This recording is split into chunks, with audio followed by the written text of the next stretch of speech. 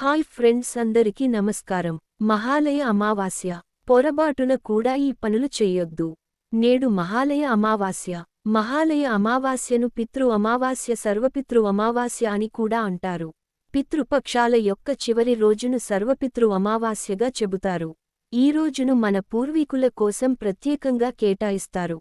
పితృపక్షాల సమయంలో పితృదేవతలు భూమి మీదకు వచ్చి తమ వారిని ఆశీర్వదించి వెళతారని చెబుతారు. మహాలయ అమావాస్య. పొరబాటున కూడా ఈ పనులు చెయ్యొద్దు.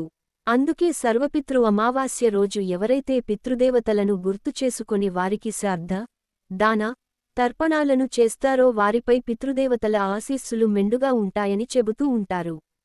ఈరోజు అక్టోబర్ 2వ తేదీన సర్వపితృ అమావాస్య సందర్భంగా పితృదేవతలను ప్రసన్నం చేసుకోవడానికి, వారి ఆత్మకు శాంతిని చేకూర్చడానికి వారిని గుర్తు చేసుకుంటూ ప్రతి ఒక్కరూ వారికి పిండ ప్రదానం చేయాలి.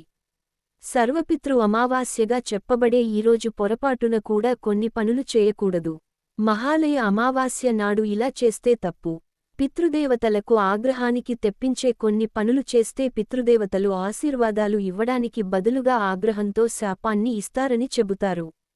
అసలు సర్వపితృ అమావాస్య రోజు పూర్తిగా నిషేధించబడిన చేయకూడని కొన్ని పనులను గురించి ప్రతి ఒక్కరూ ఖచ్చితంగా తెలుసుకోవాలి.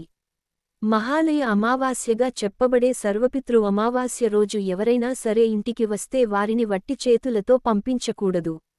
ఇలా చేస్తే పూర్వీకుల ఆశీర్వాదం. ఇంటికి వచ్చి సహాయం అడిగిన వారిని ఏమీ ఇవ్వకుండా లేదని తిప్పి పంపించడం ఈరోజు దోషంగా పరిగణించబడుతుంది.